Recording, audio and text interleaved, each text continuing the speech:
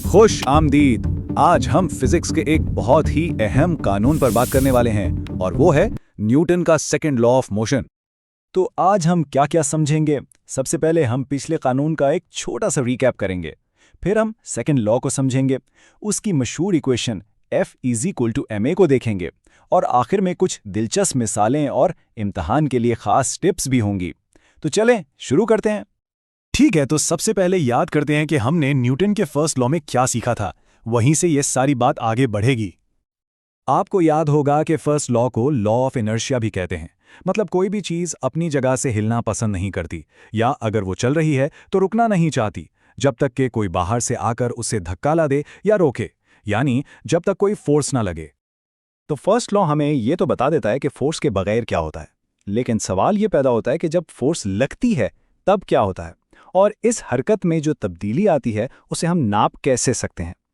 इसी सवाल का जवाब है न्यूटन का सेकंड लॉ। बिल्कुल, तो यही वो सवाल है जो हमें सीधा न्यूटन के सेकंड लॉ तक लेकर आता है। चलें देखते हैं कि ये कानून असल में कहता क्या है।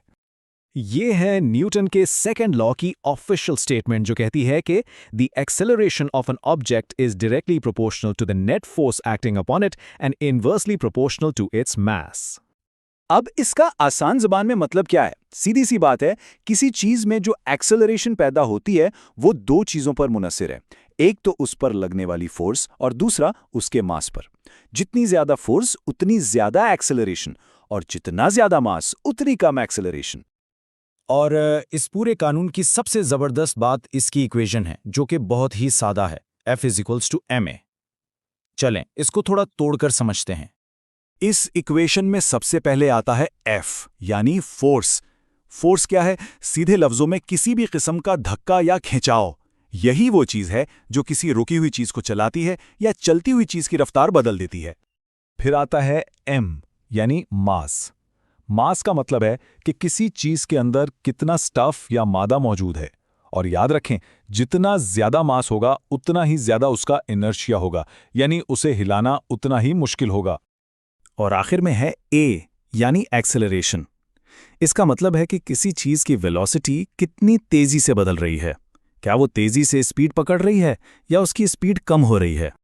तो जब हम इन तीनों को जोड़ते हैं तो हमारे पास फिजिक्स की सबसे मशहूर इक्वेशंस में से एक आ जाती है, F = ma, यानी फोर्स मास और एक्सेलरेशन के ज़र्ब के बराबर है। और यहाँ एक और मजे की बात यह है कि फोर्स का जो यूनिट है न्यूटन, वो भी इसी फॉर्मूले से निकला है। 1 न्यूटन वो फोर्स है जो 1 किलोग्राम की चीज में 1 मीटर फी सेकंड स्क्वायर की एक्सेलरेशन पैदा कर दे।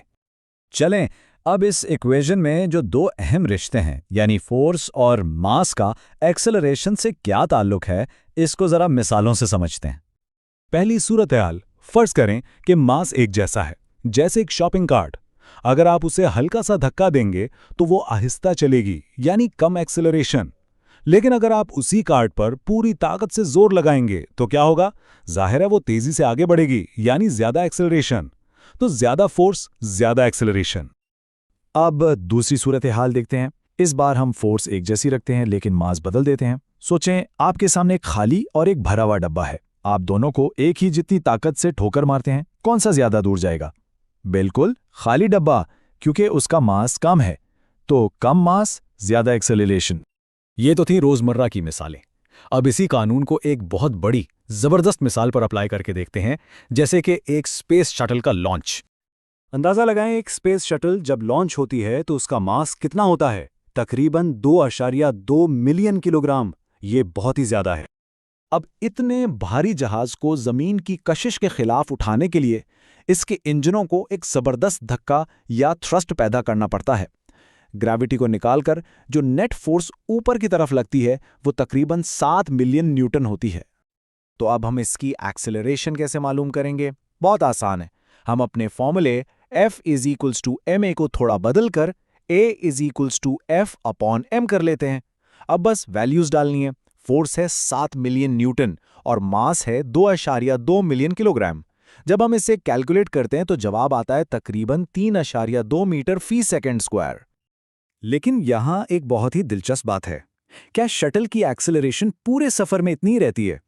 नहीं, जैसे जैसे शटल ऊपर जाती है वो अपना फ्यूल जलाती है, जिससे उसका मास यानी m कम होता जाता है। अब अगर फॉर्मूले को देखें, F इक्वल्स ma, अगर F इतना ही रहे और m कम हो जाए तो a को क्या होना चाहिए? उसे बढ़ना पड़ेगा। तो शटल जैसे जैसे हल्की होती है वैसे वैसे तेज होती जाती है। चलें अब जल्दी से वो सारे अहम पॉइंट्स दोहरा लेते हैं जो इम्तिहान के नुक्ता नज़र से बहुत ज़रूरी हैं। ये 5 पॉइंट्स आपने बिल्कुल याद रखने हैं। पहला, कानून की स्टेटमेंट क्या है।